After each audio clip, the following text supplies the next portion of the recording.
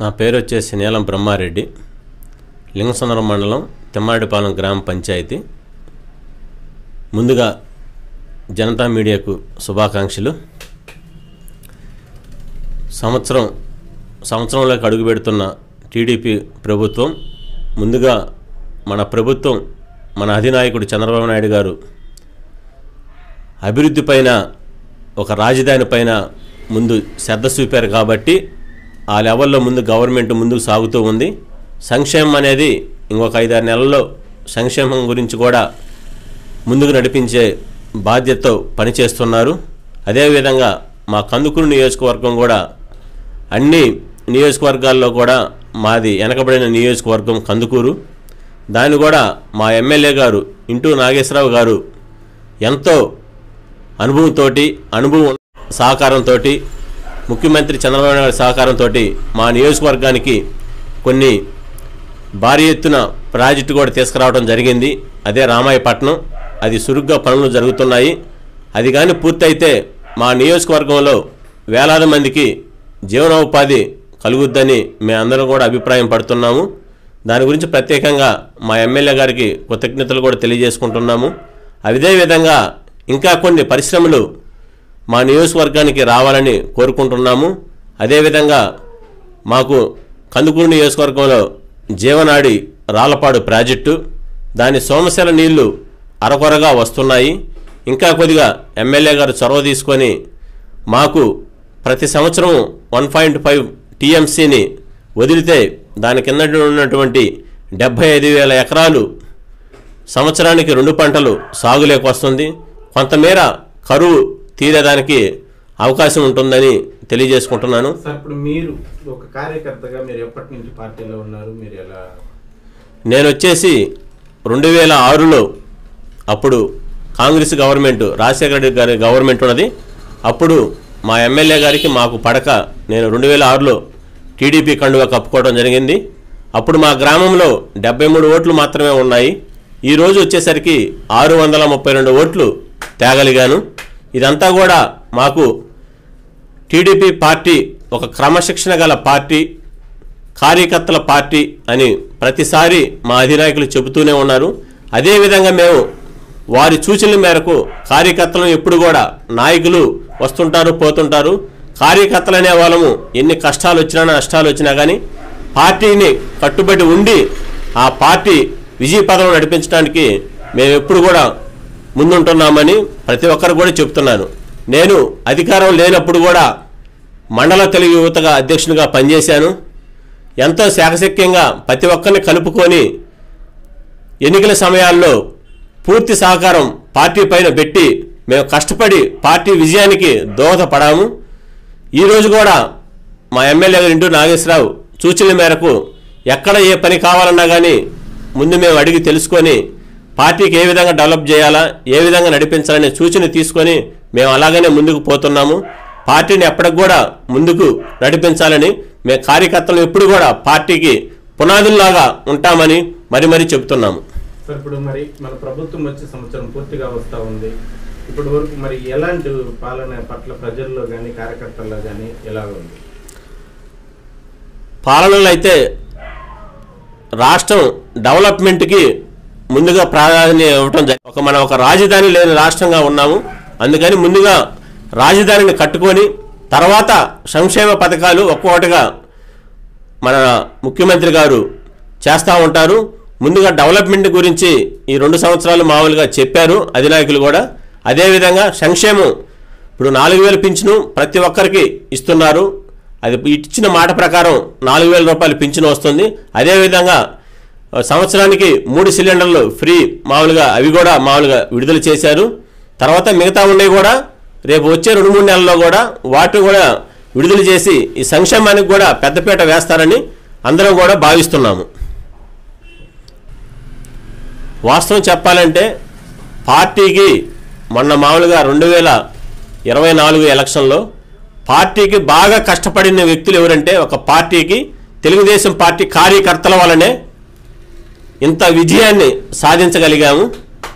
ఆ కార్యకర్తల శ్రమను, కష్టాన్ని చూసి ఎమ్మెల్యేలు కానీ మంత్రులు కానీ ఎంపీలు కానీ ప్రతి ఒక్కరు కూడా కార్యకర్తలను గమనించి వాళ్ళకు తగిన న్యాయం చేస్తారనే ఆశతోనే మేము ఇంకా మామూలుగా ఉన్నాము. అది తప్పకుండా తెలుగుదేశం పార్టీ కార్యకర్తల పార్టీ అనే మాట నిలబడాలంటే ప్రతి ఒక్క కార్యకర్తకు న్యాయం చేయాలని మేము ప్రతి ఒక్కరూ కూడా కోరుకుంటున్నాము. ప్రభుత్వం చెప్పినట్టు ముందుకు తీసుకొస్తూ వస్తున్నది. ముందుగా పింఛను 3,000 పింఛను ఉన్నది ఒకసారిగా 4,000 రూపాయలు ఇవ్వటం జరిగింది. అదేవిధంగా వికలాంగులకు 6,000 రూపాయలు ఒకేసారి మామూలుగా ఇవ్వడం జరిగింది. తదుపరి దీపం పథకం కింద సంవత్సరానికి 3 సిలిండర్లు ఫ్రీగా ప్రతి మహిళకు గ్యాస్ కనెక్షన్ ఉన్న ప్రతి మహిళకు ఇవ్వటం జరిగింది. అదేవిధంగా తర్వాత మిగతా పథకాలు ఒక్కొక్కటిగా ముందుకు అమలు చేయడం జరుగుతుంది. త్వరలోనే అమ్మఒడి పథకము, అదేవిధంగా ఫీజు రిమైండ్ పథకం, అది తొందరలోనే కాలేజీలు రీఓపెన్ అయిన తర్వాత ఫీజు రిమైండ్ పథకం కూడా ముందుకు తేవడం జరుగుతుంది. అదేవిధంగా పోలవరం ప్రాజెక్టుని గత వైఎస్ఆర్ ప్రభుత్వంలో ఎంత అధ్వానంగా ఉన్నదో మనం ప్రతి ఒక్కరం కూడా చూసాము. దాన్ని ఈరోజు ఒకసారి మామూలుగా చూడండి. చంద్రబాబు నాయుడు గారు కూటమి ప్రభుత్వం కలిసి దాన్ని తొందరగా రైతులకు నీరిచ్చేదానికి ప్రతి ఒక్కరు కూడా కూటమి ప్రభుత్వం చాలా శ్రద్ధతోటి పనిచేస్తుంది. అదేవిధంగా రాజధాని మనకి గత ప్రభుత్వం 3 రాజధానులని పేరు పెట్టి ఒక్క ఇటుక రాయి కూడా పేర్చకుండా గత ప్రభుత్వం మాటలతోనే కాలయాపన చేసింది. కానీ కూటమి ప్రభుత్వం వచ్చిన తర్వాత ముందుగా రాజధాని నిన్ననే మన ప్రధాని మోడీ గారు కూడా పునఃప్రారంభం కూడా చేశారు. రాజధాని కూడా మనకి మెయిన్ రాష్ట్రానికి ఇంకో రావాలంటే రాజధాని ముఖ్యం కాబట్టి రాజధాని పనులు కూడా శరవేగంగా జరుగుతున్నాయి. అదేవిధంగా ఈ కూటమి ప్రభుత్వంలో ప్రతి ఒక్కటి కూడా ఇదివరకు చూడండి, గత ప్రభుత్వంలో రోడ్లు ఎక్కడా కూడా మనం ఎంత అధ్వానంగా ఉన్నాయో చూసాము. మోకాట్ లోతు గుంతలు, బస్సులు తిరిగే సౌకర్యం లేదు, మోటార్ సైకిల్ తిరిగే సౌకర్యం లేదు. మన ప్రభుత్వం కూటమి ప్రభుత్వం రాగానే 4 నెలల్లో బాగులేని రోడ్లన్నీ కూడా ఇప్పుడు చూడండి రోడ్లు ఎట్లా ఉన్నాయో. ప్రతి ఒక్క గ్రామానికి ప్రతి ఒక్క విలేజ్కి రోడ్లు ఎక్కడ మామూలుగా పాడుబడి ఉన్నాయో ఆ రోడ్లన్నీ వేయడం జరిగింది. ఇంతకుముందు ఎప్పుడు కూడా లేని విధంగా మన కూటమి ప్రభుత్వం ఈరోజు తార్ రోడ్లు అయితేనేమో సిమెంట్ రోడ్లు అయితేనేమో ప్రతి ఒక్కటి పూర్తి చేసింది. మా గ్రామమే చూసుకోండి, మా తిమ్మాడిపాలెం గ్రామం, మా గ్రామంలో బీటీ రోడ్డు కింద తార్ రోడ్డు తిమ్మాడిపాలెం నుండి సుండయ్యేరుపల్లి వరకు 7,37,00,000తోటి తార్ రోడ్డు వేయడం జరిగింది మా ఎమ్మెల్యే గారి సహకారంతో. అదేవిధంగా 20 లక్షల రూపాయలకు 2 సీసీ రోడ్లు వేయడం జరిగింది నాగేశ్వరరావు గారి సహకారంతో. మామూలుగా ఇప్పటికే ఈ 10 నెలల్లోనే మాకు దాదాపు 8 కోట్ల రూపాయలు మా ఒక్క విలేజ్కే మామూలుగా ఖర్చు చేయడం జరిగింది ఈ కూటమి ప్రభుత్వం వచ్చిన తర్వాత. ప్రతి ఒక్కరు కూడా కార్యకర్తలకు, కూటమి ప్రభుత్వం కూడా కార్యకర్తలకు, కష్టపడి పనిచేసిన వాళ్ళకు ప్రతి ఒక్కరికి హామీ ఇస్తుంది. మీరెవరు కూడా కార్యకర్తలు అధైర్యపడొద్దు, ప్రతి ఒక్కరికి మేము ప్రతి ఒక్కరూ ఆశిస్తున్నాము. సార్, మరి ఈ నెలలో మహానాడు జరుగుతుంది. మహానాడు అంటేనే కార్యకర్తల పండుగ, మీరు ఎలా ఫీల్ అవుతున్నారు? రేపు ఈ నెలాఖరులో రాయలసీమ కడపలో మన పార్టీ మహానాడు జరగటం మన తెలుగుదేశం పార్టీ చరిత్రలోనే ఒక మంచి రోజు అన్నమాట. కడప లాంటి రాయలసీమలో మన తెలుగుదేశం పార్టీ మహానాడు జరుపుకోవడం కూడా చాలా శుభసూచకం.